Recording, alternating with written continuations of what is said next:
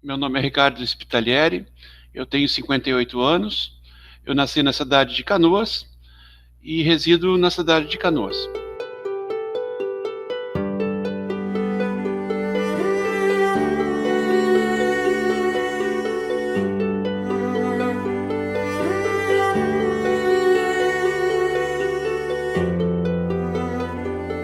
Bom, o meu pai era funcionário público federal, né? Ele trabalhou sempre nessa área, no vários institutos, o último é IAPAS, né? Depois ele aposentou-se, hoje é só INSS.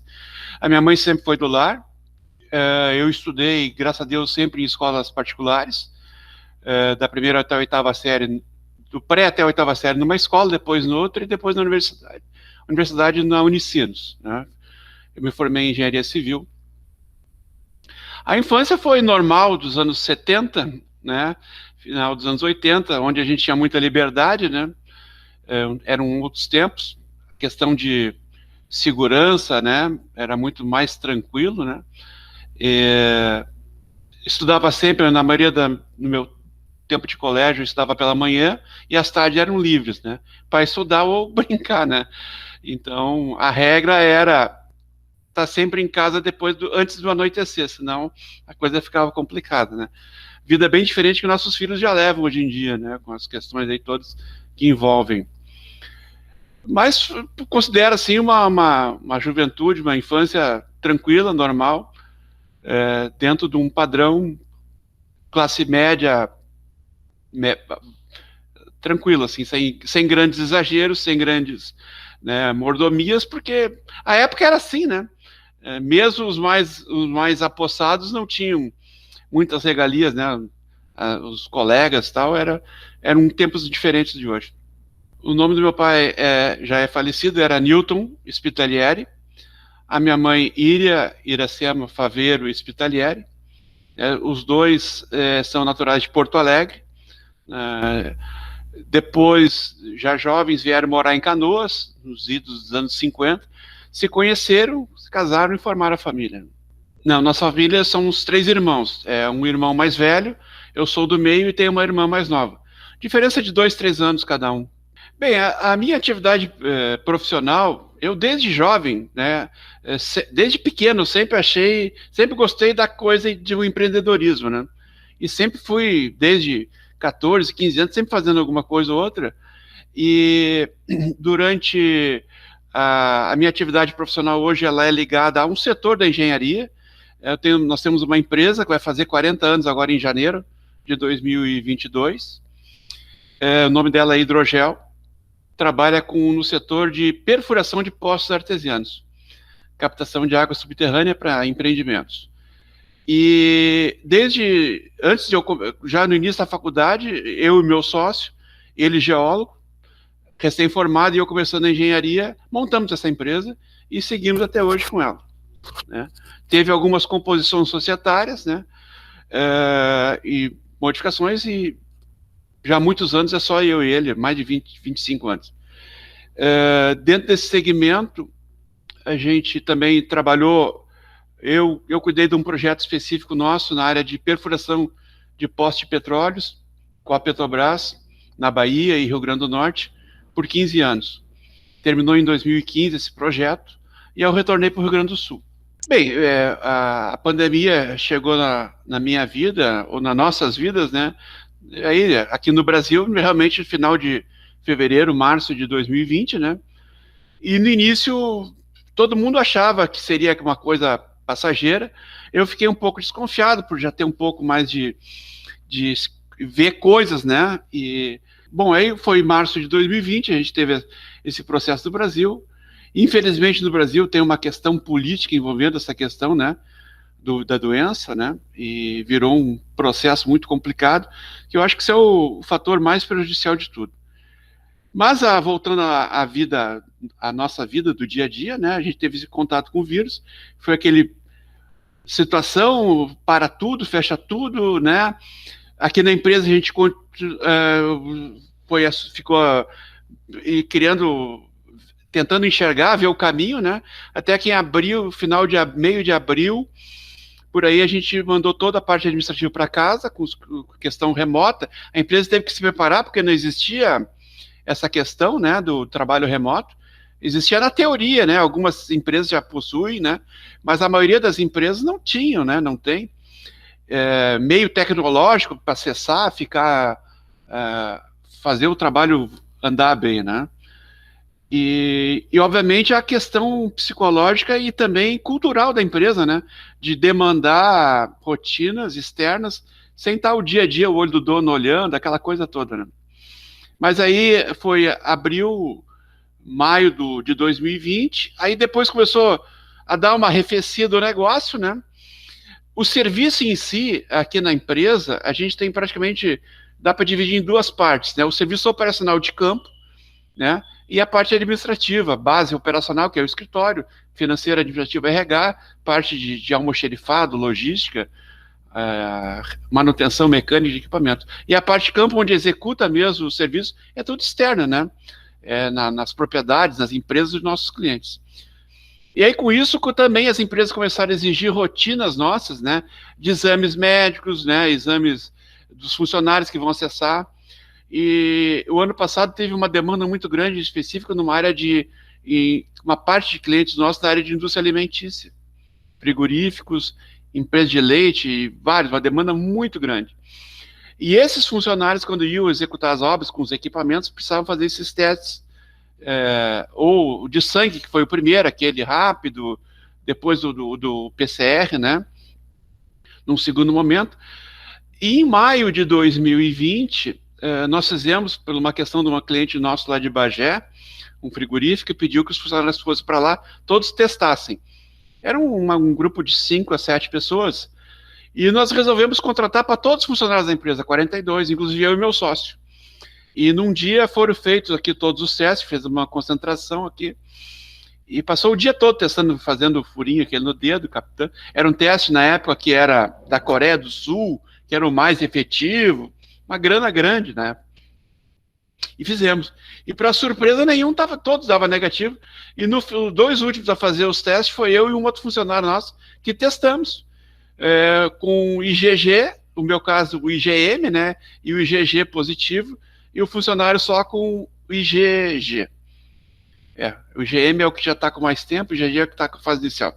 Bom, não sou médico, então não posso entrar muito nessa área.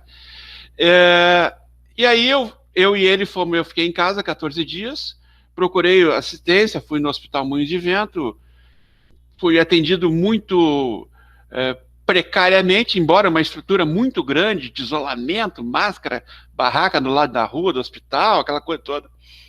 E aí passei totalmente assintomático, esse funcionário também. Para nós passou completamente ileso a questão da pandemia, né? E assim foi.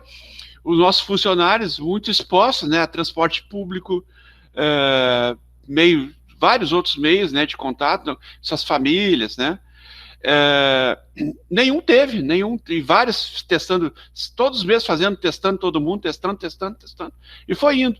Chegou o final do ano, veio a história da pandemia de final do ano, que foi pequena, né, e todo mundo passou ileso, né.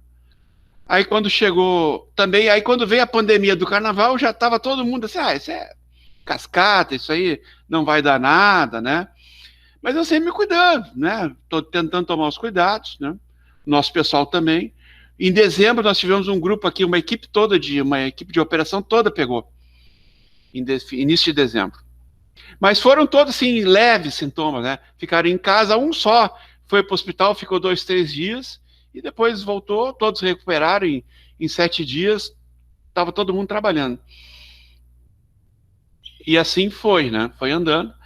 E aí, quando veio a história da pandemia em fevereiro, né? Que todo mundo achava que ia ser a mesma coisa, daqui a pouco a coisa chegou perto, né? E depois do carnaval, eu tive um contato, imagino eu, que foi um contato familiar, e dali para frente foi complicado, né? Foi bem complicado. Em maio de 2020, a gente fez esses testes de sangue, né? Onde eu constatei que estava com IgM e IgG positivos.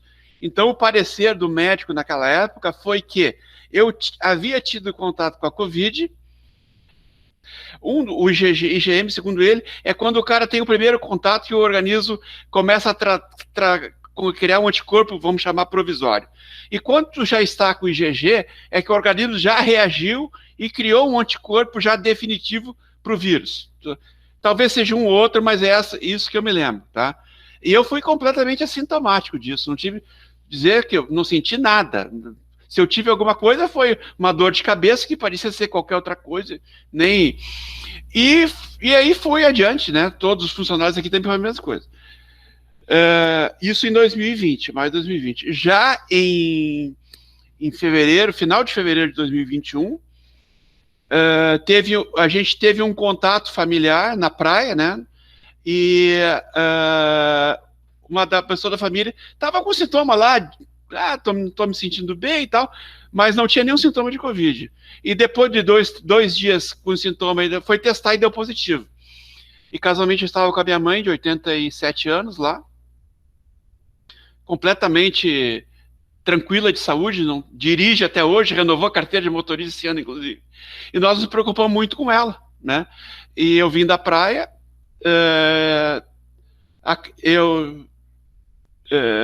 vamos dizer assim, aí vem a questão política, né? Tratamento precoce ou não, né?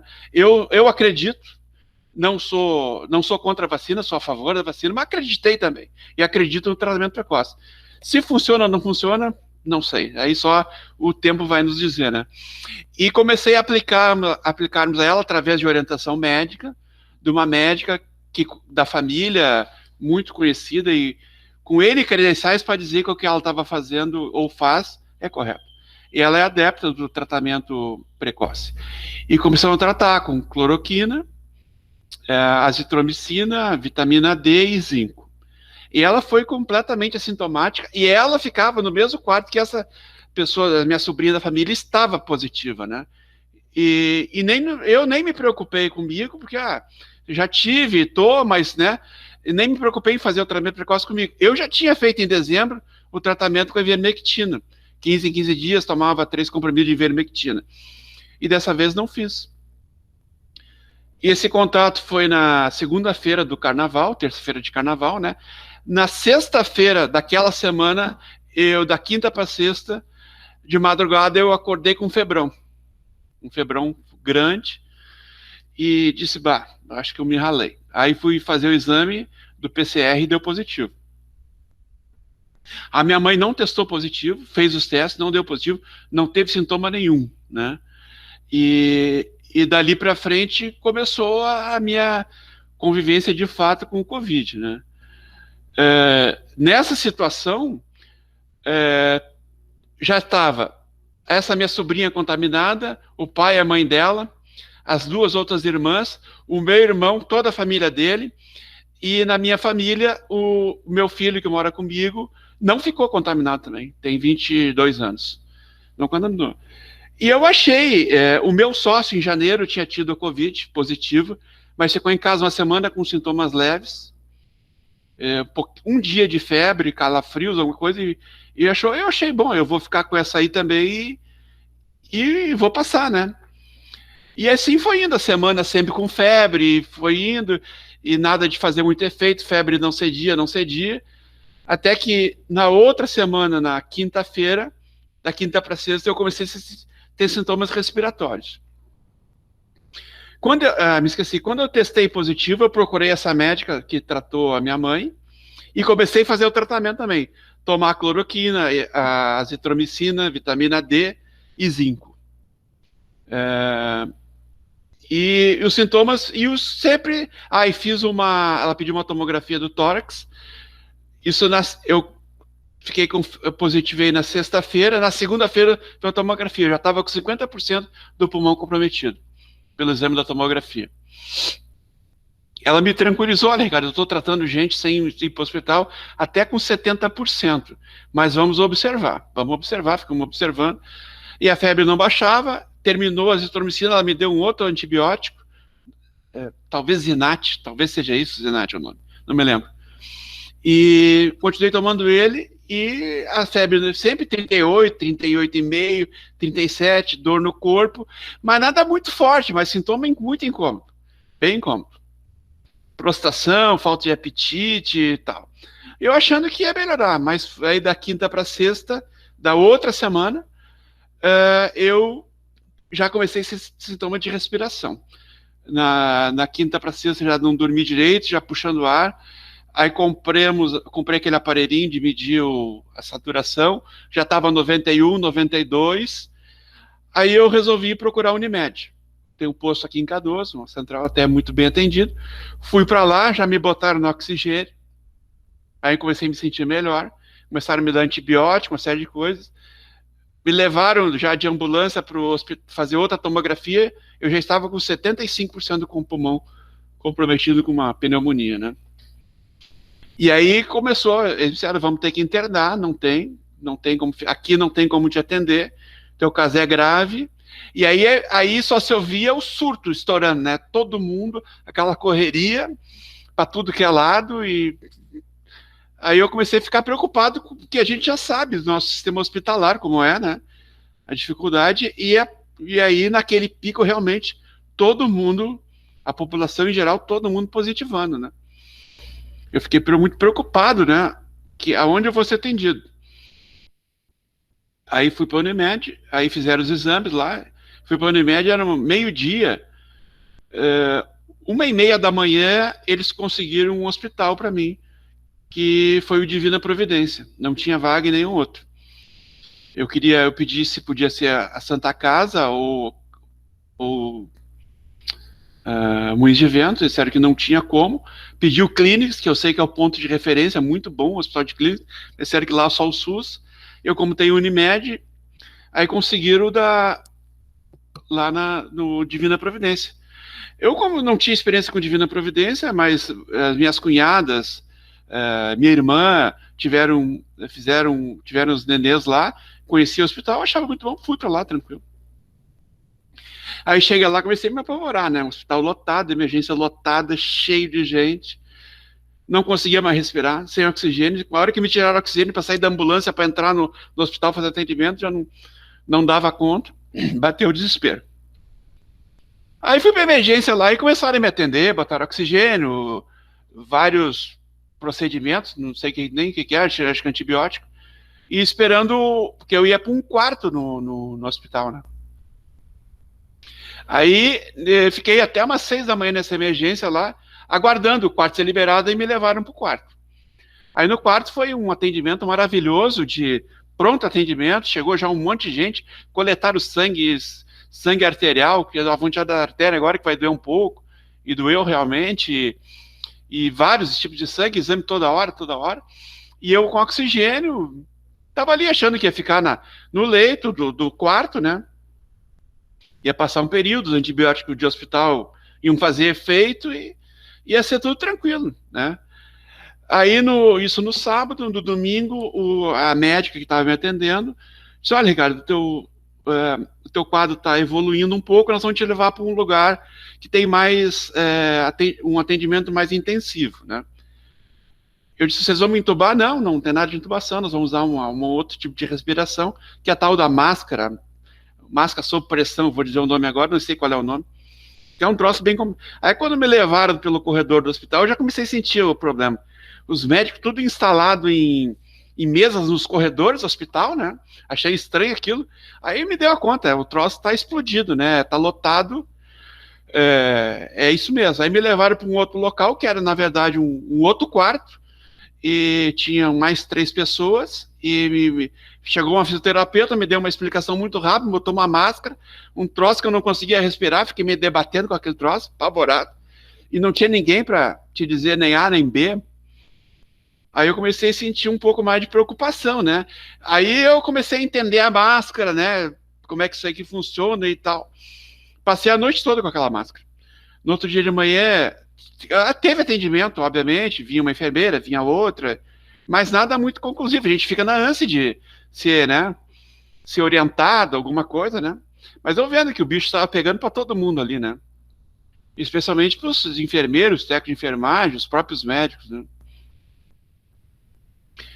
E ali cada um tinha que se virar como podia. Eu tentei entender aquela máscara, me virar e tal. No outro dia de manhã teve um médico, depois um outro fisioterapeuta, e me explicaram, não te disseram isso? Não, não me disseram. E a máscara só pode ficar 1 hora e meia, segundo ele, tem que tirar, botar de novo, e assim vai. E eu tinha ficado a noite toda com aquele troço. Meio desesperador. Mas foi, aí ele me orientou, eu fiquei com a máscara mais aquele dia, e eu sei que aquele dia de noite, na segunda, eles vieram de novo e disseram, nós vamos te levar lá para emergência, para uma outra emergência, que tu vai ficar monitorado 24 horas lá e tal. E tá, vocês vão me entubar? Não, tá. E aí fui lá para essa outra emergência, realmente era uma emergência sim, que a gente vê muitas macas, né? Aí monitoraram, botaram vários eletrodos no corpo, a gente via um monitor ali, no dedo direto, e eu via que o cara. Antes eu estava num ambiente de quarto hospitalar, né? Que eu não sei como é que chama aquilo ali. E aí fui para essa emergência. Aí fiquei terça e quarta nessa emergência com essa máscara, tira a máscara, coloca a máscara, aquela posição de deitado de bruço, pronado. E aquele vai e vem, gente, aquela correria. Eu disse, porra, o bicho tá pegando mesmo, né? E na quarta-feira à noite, eu comecei a ficar mal, assim, eu não me sentia mais mal. E a médica disse, nós vamos ter que botar a máscara, insistiu com a máscara, eu tentei negociar com ela, eu fico meia 1 hora, tira 10 minutos, ela disse, não, tem que botar, temos que ficar. Aí botaram aquela máscara e eu fiquei ali naquela história. Aí passou mais período, acho que no início da madrugada, de quarta para quinta, eles disseram, nós vamos te levar para outro local que tu vai ficar mais monitorado. Pô, né? Não entendendo nada, eles não te dizem nada, né? Aí eu nem perguntei se ia ser entubado, disse, não vamos entubar isso aí, vamos me levar para outro lugar igual esse. Aí eu não vi mais nada. E foi quinta, acho que 7 dias depois eu acordei, com o médico batendo. Aí eu já senti que tava com umas coisas, né? Mas não sentia nada de desconforto, só sentia que eu tava com... Aí eu disse, fui entubado, não tem jeito, já foi. Aí... Médico, calma, cara, tá tranquilo. Eu que era um médico de barba, um médico jovem, batendo assim no meu ombro. A primeira coisa que eu senti, ele com o dedo na minha mão, aperta a minha mão, se tu é o Ricardo, eu apertei. E aí, tu tá aqui, tá tudo tranquilo. Aquele papo, né, confortável. Ficamos conversando assim, acho que eles começaram, já vinham tirando a sedação, não sei, ou tiraram a sedação, e eu comecei a acordar. Aí eu acordei, eu vi que eu estava num ambiente de um quarto de novo, assim, não conseguia identificar. Não era aquelas UTI que a gente vê na televisão, cheio de gente, assim, era um ambiente menor. Depois depois mais lúcido, eu identifiquei que era um quarto com 3 camas, assim, com cortinas fechadas. Chamava aquilo de CTI. Eu acho que eram vários, assim, a emergência total, enfiava a gente onde podia, né? Aí eles disseram, aí fiquei conversando com eles um pouco, nesse retorno, né, da sedação. Eu não sabia que dia, para mim aquilo ali era o outro dia, mas não, era uma semana, né? E aí eu acordei, aí eles vão te botar sentado, para sair da cama não tinha jeito. 7, 8 pessoas vão me pegar, botar sentado numa poltrona, disse, mas que coisa horrível isso, né? Aí tu não consegue falar, não tem, eu fiquei entubado com aquele aparelho ainda mais 3 dias, né?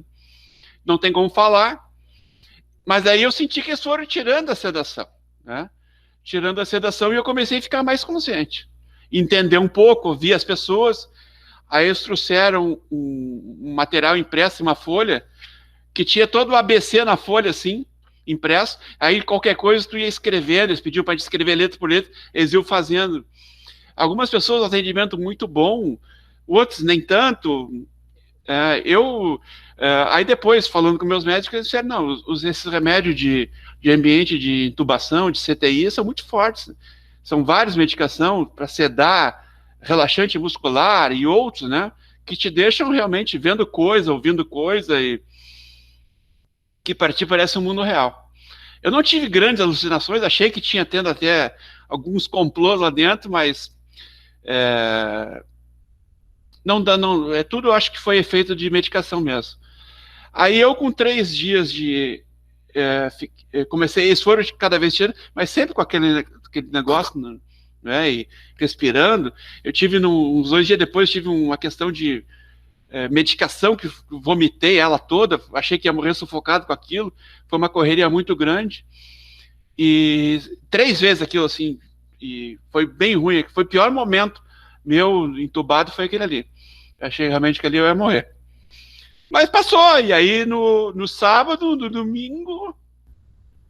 domingo de manhã o médico, esse mesmo médico que me acordou, ele voltou, foi a outra vez que eu vi ele, que eu não me lembro de ter visto ele outra vez, e falou com os enfermeiros e eu entendi que eles iam me desentubar. E os enfermeiros realmente, nós vamos te desentubar, vamos fazer um procedimento.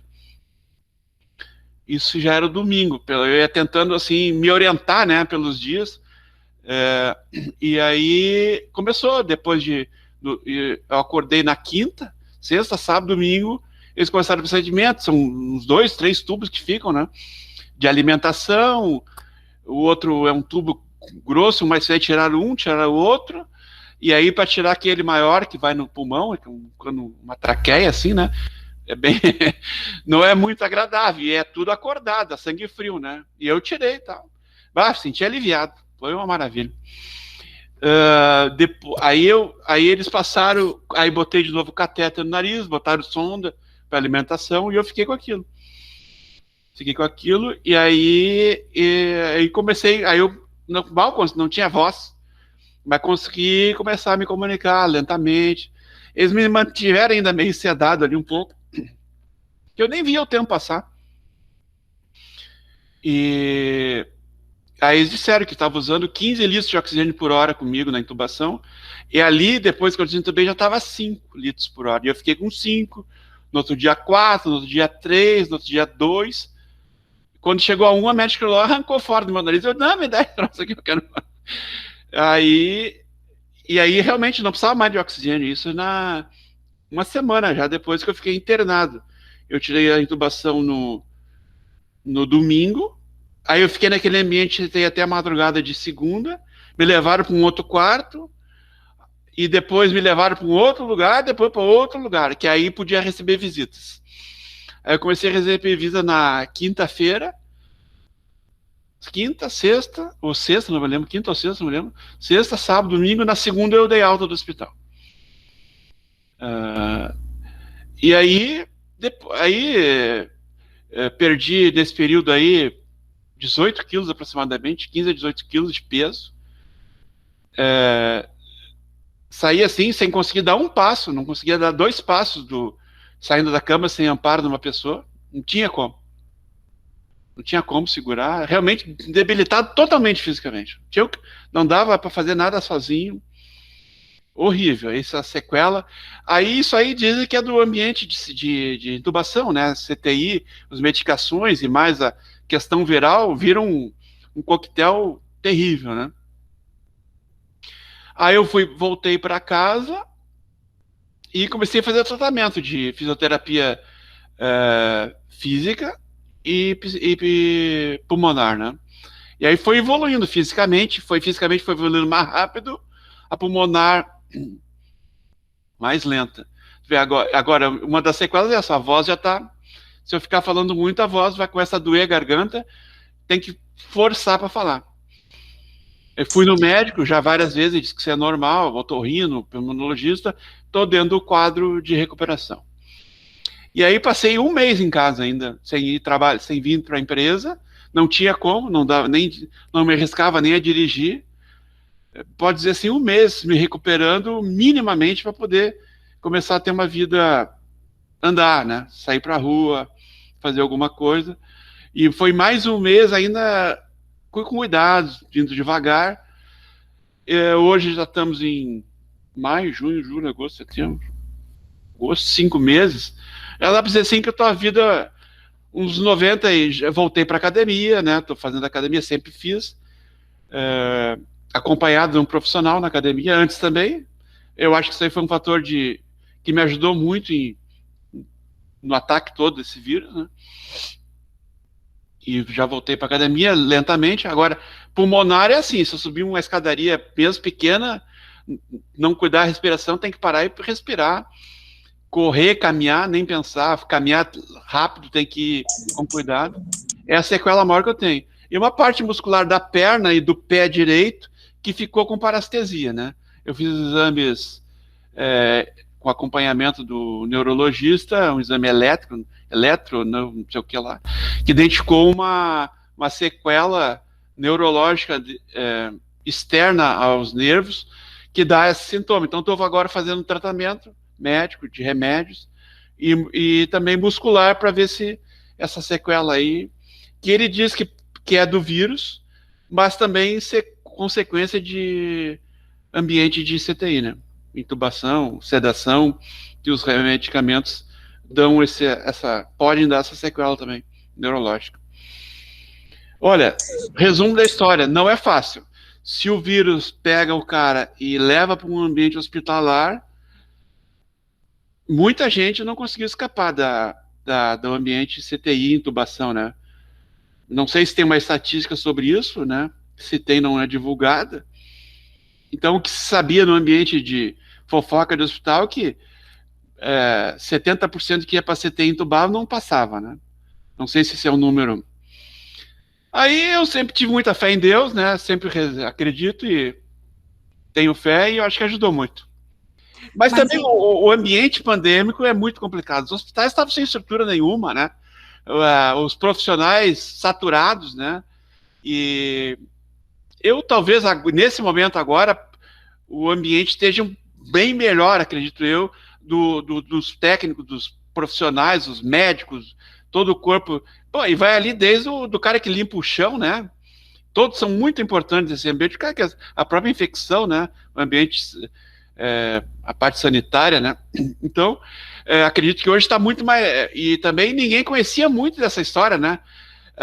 O ano passado, quando as pessoas iam para uma CTI, morriam mesmo, porque ninguém sabia nem o que fazer, que medicamento usar. Então, hoje, esse ano já tinha um pouco mais de experiência, mas aí quando vai todo mundo junto para o hospital, complica, né? Aí, às vezes, os caras têm que fazer. A gente viu muito isso aí na rede pública, né? Os caras têm que fazer a escolha de Sofia lá, quem vai e quem fica, né? Para poder dar espaço para o outro que tem mais chance de sobreviver. Eu acredito, né, que na rede privada isso não aconteceu. Mas chega um momento que eu tive conhecidos aí que internaram por causa da Covid e depois desenvolveram infecções de coração, de pulmão, rim que parou, e aí vieram óbito, né? Porque complicou todo o quadro. Imagina, eu que saí como eu saí mal, eu imagino se eu tivesse tido um problema mais grave de coração, de rim, acho que o cara não resiste mesmo, não consegue superar, realmente olha, é complicado.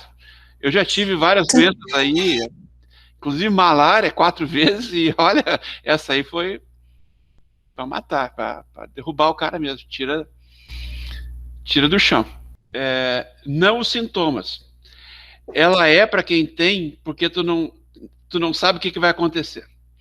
A malária, apesar de tudo, né, é uma doença que já tem há mais de 100 anos, desde que existe o homem, né? Aqui no Brasil, no ambiente... Aqui no sul a gente não tem conhecimento, né? Lá no norte do país, né, Rondônia, é rotina, todo mundo tem malária, né? E eu tomei cloroquina em 1989. Cloroquina. Quando falar de cloroquina, eu já conheço esse troço, aí não dá problema nenhum.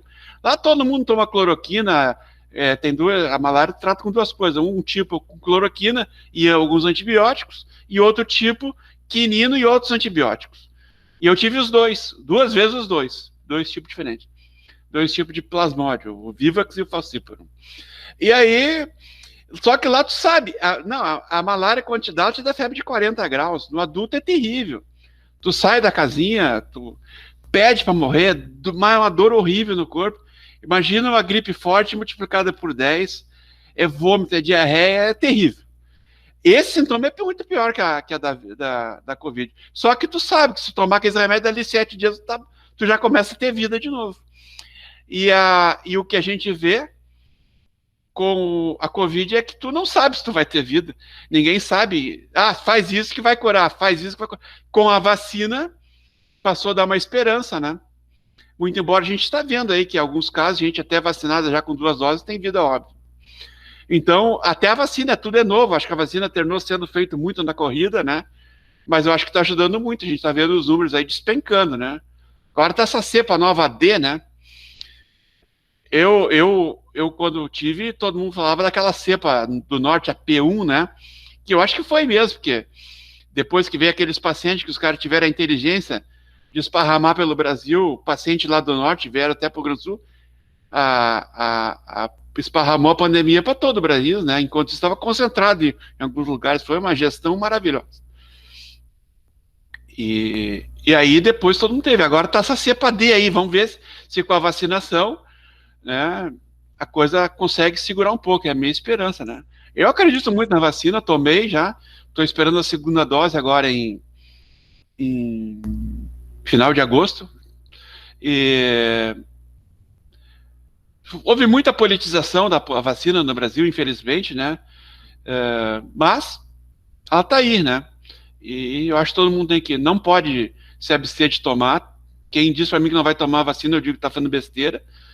Eu tive Covid, não queira saber o que é tu ter uma Covid que tenha com problema respiratório, que é o que ataca, né? Primeiro os pulmões, né? Tu puxar o ar e não sentir nada, não tem coisa pior. Nossa Senhora, é horrível. As pessoas que tiveram sintomas leves até continuam levando de barbada o negócio, mas quando pega, é complicado. Quando tu vem ter problema respiratório agudo, que nem eu tive, e é assim, rapidamente, né? Tu sai de um quadro e uma semana tu tá detonado, não consegue respirar. É terrível. E tu vê lá na minha família, todos que tiveram foram sintomas leves. O meu irmão e o meu cunhado terminaram hospitalizando também. O meu cunhado tem um problema de arritmia cardíaca, foi com mais cuidado, mas nenhum teve. Usaram o máximo essa máscara Hudson aí. Todos ficaram uma semana e pouco de hospital, Santa Casa, os dois, e saíram, né? O meu cunhado ficou um pouco mais, ficou uns 15 dias, eu acho, pelo que eu me lembro. E eu fiquei um mês de hospital. Meu roteiro, minha estadia em hospital esse ano foi um mês. Assim, depois que eu tive alta, né, eu procurei os médicos, né, a médica é essa que me atendeu inicialmente, e depois meu cardiologista. Eu nunca tinha procurado pulmonologista, pneumologista, porque nunca precisei, nunca tive todas essas funções, eu nunca tive nenhuma pneumonia, nada, né? E aí procurei um pneumo, com o meu cardiologista, fiz todos os exames, né? Ele disse, o problema é que a gente tem constatado pós-Covid é miocardite, uma infecção do coração, uma parte do coração. Me checou lá, o coração tem 3 camadas musculares, é a do meio, né? Por isso é mio. E aí, mas eu fiz a ecocardiografia, se não me engano, exame Doppler, colorido, e mostrou que eu não tinha nada. Estava tudo tranquilo. Fiz outros exames de sangue e tal, também tudo tranquilo. A parte de pneumologia também. Fiz outra tomografia agora, 90 dias depois, está tudo, a recuperação dentro do quadro, normal. Embora eu tenha essa dificuldade ainda de... quando eu faço esforço, sinto dificuldade, mas naquele aparelhinho, minha oxigenação está 97, 98, naquele aparelho que põe no dedo. Então, eu fiz todo o acompanhamento com cardiologista, pneumologista, agora com neurologista para essa questão, e ouvi muita história dos meus médicos dizendo de gente que saiu de quadro de Covid, às vezes com quadro grave, que nem eu tive, e às vezes nem tanto, e foram se meter a fazer esporte e tiveram morte súbita, por um problema de coagulação, problema de estar com uma miocardite, nem sabe. O meu médico neurologista falou que ele mesmo teve Covid, e ele é um médico, e ficou com um problema de arritmia cardíaca, e está tratando, e é um dos grandes problemas e ele não tinha nenhum problema disso antes do Covid. Então, fez muito bem fazer tudo isso, porque a parte cardíaca é a parte que mais tem tido consequências, né? E aí, nesses exames tudo, eu entrei, como Unimed fica todo o protocolo, um dia eu fui ver uns resultados, eu entrei no site da Unimed e vi uma sequência de exames meus, e por bem, todos os exames de sangue que eu fiz lá no hospital sei se vocês fazem pela Unimed, não sei como é que é. Tava todos os laudos ali. E eu em casa um mês fiquei olhando para aquilo, né? Eu não gosto muito de ficar recordando, mas fui olhar. E aí eu observei o que os médicos talvez observaram, né? Porque eles me tiravam no hospital o sangue 2, 3 vezes por dia para exame. E eu não entendia por quê. E aí os meus exames médios de sangue ali mostraram o nível de infecção que eu estava no sangue, leucócitos e tal, lá 5, 6 vezes maior que o mínimo. Aqueles dedímeros, que é o marcador para coagulação, foi a 5.000. Ferritina, 3.000. Tudo assim, coisa... Eu acho que os médicos, além da parte respiratória que estão observando com aquela coisa coisa, eles vêem no sangue e viram que o meu quadro não tinha mais o que fazer, tinha que entubar mesmo para tentar o organismo, sei lá o que fazer, entrar num repouso forçado para tentar se recuperar. E voltando à história de internação, depois observando, dito aí pelos os que mais sofrem, os que ficam em casa, né? Receber notícias que os médicos falaram que 2 a 3 dias depois de entubado, eu já comecei a mostrar sintoma de reagir, né? E aí comecei a evoluir, segundo eles, narrado pelos meus familiares, né? A própria Yara. E aí foi melhorando. E aí eles foram, eu acho, diminuindo a sedação. E eu fui evoluindo. Então, e a gente ouve hoje conhecidos, pessoas ligadas a gente, que faleceram, que não entubaram e não reagem, e sempre e aí começa a desenvolver problemas cardíacos, problemas de rim, e chega um momento, gente jovem, pessoas jovens, não resistem. Então eu recomendo assim, ninguém brincar com esse negócio aí, ninguém. Se lá no futuro, sei lá eu, né, o que a gente está aprendendo deixar aqui uma mensagem para o futuro, talvez vai conhecer muito mais sobre isso, né? E vai ser talvez com um comprimido, alguma coisa. Teve Covid, toma aqui um Tilenol da vida, sei lá, daqui 20, 30 anos e vai estar resolvido, né? Mas hoje a coisa é complicada. Assim como foram outras doenças que para nós é simples no passado, né? Hoje é simples, no passado era uma simples pneumonia, o cara não escapava, né? Ou tuberculose, outras doenças, né? Que hoje a gente consegue ter um atendimento. A medicina evoluiu muito, né? E eu acho que meu sentimento, né? É que a Covid vai ter um sequenciamento idêntico, né? Daqui uns anos, isso aí vai ser uma coisa que vai te tirar de letra, talvez com a própria vacina. E vai ficar uma lição para a humanidade, né? Até como medicação, né? Agora, vamos ver, né? Se essas variantes não se disseminam de uma forma maluca, como dizem aí que pode acontecer, né? Ou se daqui uns anos pode ser que a gente conviva com outro vírus, outra coisa, né? Ficou uma grande lição, né? É muita irresponsabilidade de quem está achando que já passou, é muita irresponsabilidade de quem não está se cuidando. Eu ando com a minha máscara sempre, cuido, higienização, álcool gel, passo 10 vezes por dia álcool gel. Óbvio que a gente termina às vezes facilitando, mas eu tento sempre me policiar, tento orientar quem, né? Porque tu nunca sabe quem está do lado, né? E tem que cuidar, não tem jeito. Hoje a solução é a vacina e cuidado próprio, né? Então esse negócio de festa, aglomeração, né? Aí o transporte público, né? Algumas atividades que a gente não vê sentido de terem sido fechadas, né? A minha geração, eu estou com 58 anos, né? Eu, quando jovem, comecei a conviver com uma situação que virou uma endemia, eu acho, não sei como é que tratar a questão da AIDS, né? E até hoje não tem uma solução para o negócio, né? Não tem vacina, os tratamentos, óbvio, hoje a pessoa consegue viver bem até com os remédios, né? Mas não tem uma solução definitiva. Para o Covid desenvolver uma vacina, né? Que a vacina não seja a melhor solução, talvez no futuro tenha uma vacina melhor. A tecnologia vai assim, né? Dando os pulos e passo a passo, né? Negar isso, né? É de uma burrice muito grande. Vacina tem que ter. do que eu consigo perceber e ter noção clara até hoje, 10 de agosto, os costumes, né? Os costumes e especialmente responsabilidade em relação ao outro, né? Que é uma cadeia, né? A gente tá ligado, é uma cadeia de pessoas, todo mundo um depende do outro, e tem que ter noção clara de que o teu cuidado é importante para o outro, né? Então tu começa a modificar aquelas coisas que tu não, para ti eram marcos, né? A tua rotina, o teu jeito de fazer as coisas, o jeito de tu lidar com como fazer, né?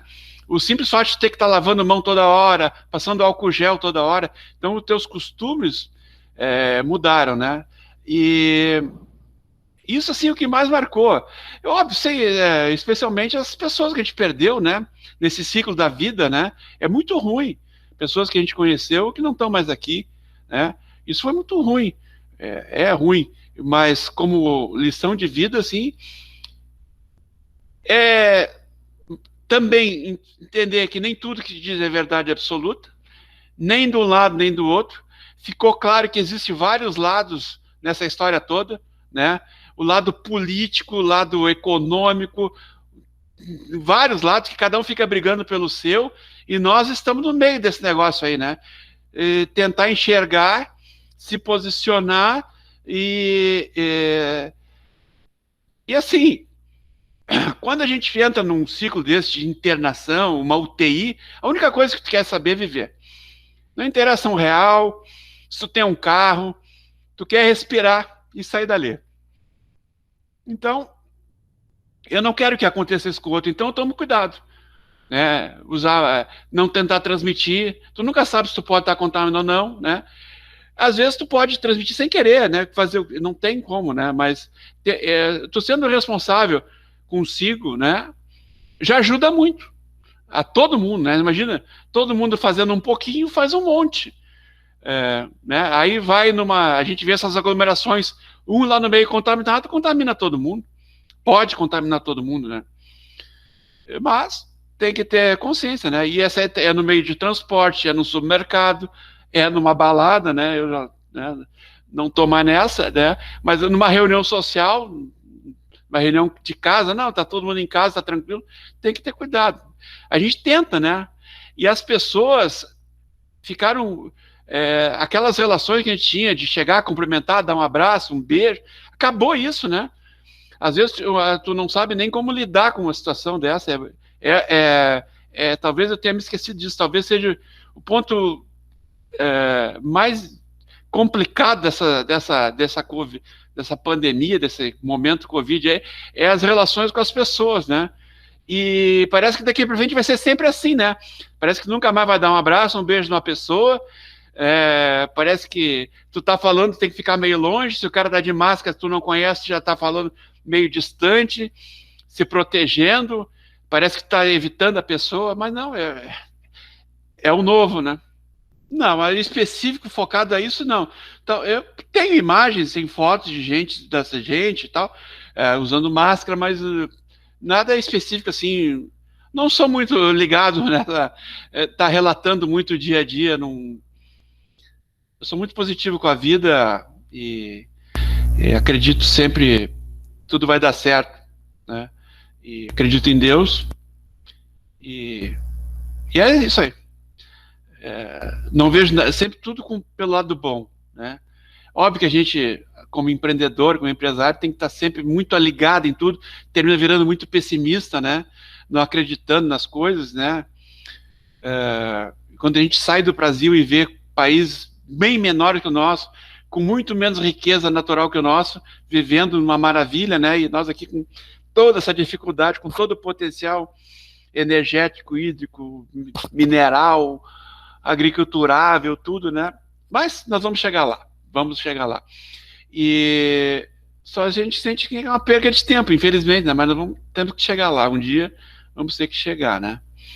Se daqui a alguns anos alguém esteja vendo o que a gente está falando hoje, e que se porventura eles venham a ter contato com um problema desses que na época lá no frente seja uma novidade, que tenham cuidado, né? Tenham cuidado de ouvirem as pessoas, os ditos entendidos, de tudo que é lado, analisem, né? E não achem que vai ser uma gripezinha, nem achem que vai ser o fim do mundo, né? Mas entendam que pode ser o fim do mundo ou pode ser uma gripezinha. A Covid demonstrou isso. Para alguns foi uma gripezinha e para outros foi o fim do mundo, fim mesmo. Então, andou para todos os lados, né? Então tem que ter cuidado. Se daqui a uns anos as novas gerações têm que enfrentar, seja lá um vírus, seja lá uma bactéria, seja lá o que for, que se cuide, que tenham a mente mais aberta e não fique preso a questões políticas, econômicas, ou seja o que for. Tente olhar o lado técnico da coisa, ouvir pessoas que realmente tenham coisas a dizer. É difícil tomar decisões, para nós está sendo muito difícil agora, né, nesse momento, mas ouvir quem entende. Não sei qual vai ser a mídia oficial, se vai ser internet, se vai ser o quê, né? A nossa geração está passando pela transformação muito grande de ouvir. Antes a gente ouvia na televisão tudo, né? Hoje se ouve no WhatsApp, no Face, no Twitter, né? Não sei qual é a mídia vai ser daqui 30 anos. A mídia que for, né? Tenha atenção. E procure não... Se tiver uma mídia monopólio na época, tenham cuidado de não ouvir só essa mídia para não sejam infantis, né? Ou inocentes, né? Melhor. Se o conselho fosse bom, eu deixo esse. Não sei se é o mais certo, mas hoje é isso, né? Hoje é o que a gente consegue entender e ver, dá para chegar a essa conclusão. Eu acho que aqui no Brasil, em países como o nosso, com essa tendência política que está arraigada assim, né, na veia de todo mundo, quem ficou exposto à mídia tradicional, televisão, acho que já se suicidou, porque não dá para aguentar o terrorismo que fazem com a gente, né? Uma pessoa que está numa UTI, seja Covid, qualquer coisa, precisa ter uma atenção muito grande com essas pessoas, né? A gente agarrar na mão de uma pessoa, um técnico de enfermagem, um enfermeiro, é uma importância, chega a me emocionar. Sim, e às vezes a gente pensa que é mais um lá dentro. Os hospitais têm que ter atenção, não só com Covid, com a população em geral, os médicos.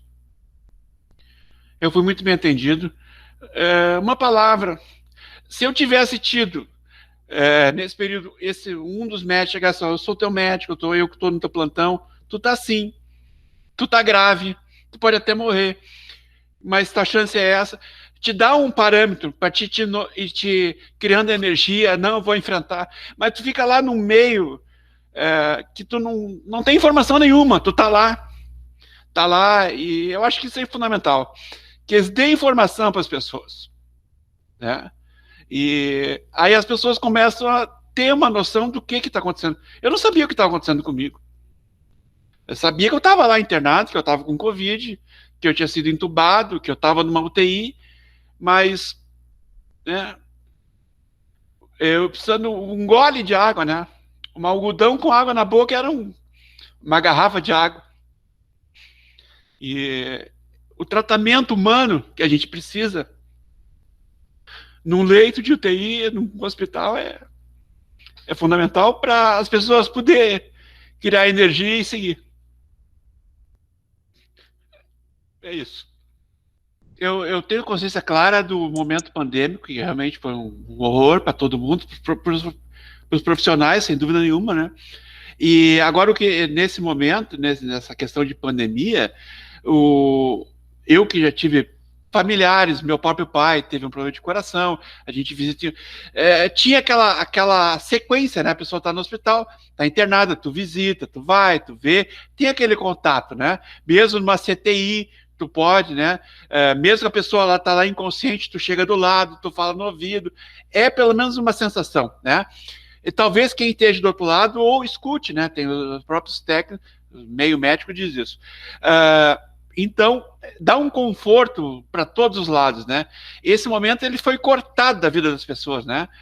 Tu pegou isso aí, tu vai lá para dentro do hospital, tu fica isolado, tu não sabe mais nada que está acontecendo, as pessoas que estão do lado de fora ficam pior ainda, né?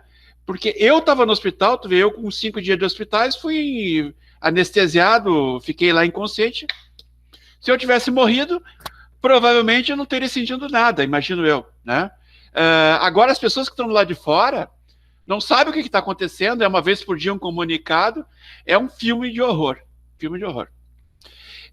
então, assim, claro que as restrições por falta de conhecimento de tudo, né, foram enormes, né? Não sei nem se poderia ser diferente, não tenho opinião sobre isso, mas é ruim para todo mundo, para o paciente que está lá isolado, né? Aí quando uma pessoa que tu nunca viu na tua vida, um técnico de enfermagem, um enfermeiro, um médico, chega e te diz uma palavra, é tudo que tu quer ouvir. É uma gota d'água no oceano, mas é teu oceano naquele momento, é só o que tu precisa. Um algodão, eu pedia água, morrendo de sede, passava algodão na boca e insistia, passava de novo. Parecia que tinha tomado uma garrafa de água. Já ajuda. Claro, aquele momento horrível, todo mundo, aquela correria. Talvez num ambiente normal, pessoas doentes, quero crer, tenho esperança que são tratadas com mais intensidade humana, né? Mas sempre o ambiente de UTI não é fácil para ninguém, nem para os médicos, e muito menos para o paciente, né? Que com certeza não queria estar lá, mas está, né? Tudo que tu quer é um gole de água, né? Então, e não dá, né? Não dá. E não dá mesmo, né? Então tem que se contentar com nada, e com quase nada. Obviamente que tu tá tendo ali, no caso eu estava tendo a alimentação por sonda, né? Aquela pelo nariz, tu tá tendo alimentação, a água que tá ali deve ser calculada para atender a tua demanda, né?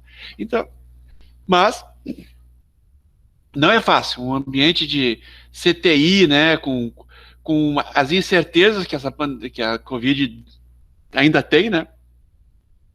Eu acho que são muitos, deixa a gente bem sem rumo, né? Quando a própria, o exemplo da malária, tu sabe tomar aqueles remédios ali, se tu não tomar, tu sabe também o que vai acontecer contigo, provavelmente vai morrer, né? Agora, se tu toma ali, então, se no futuro as pessoas não vejam o que a gente está conversando hoje, que preste atenção no que está sendo dito e consigam tomara que tenham condições de poder avaliar bem as opiniões, que são normalmente as opiniões de boiada, né? Que levam todo mundo de arrasto, e que não é bom para nenhum lado. É essa missão que a gente tem aqui, né? Poder colaborar com nós mesmos, né? Hoje, no nosso ambiente temporal aqui, né? E com as futuras gerações. Que a gente possa fazer alguma coisa hoje que lá na frente eles não tenham sofrendo consequência de responsabilidade agora.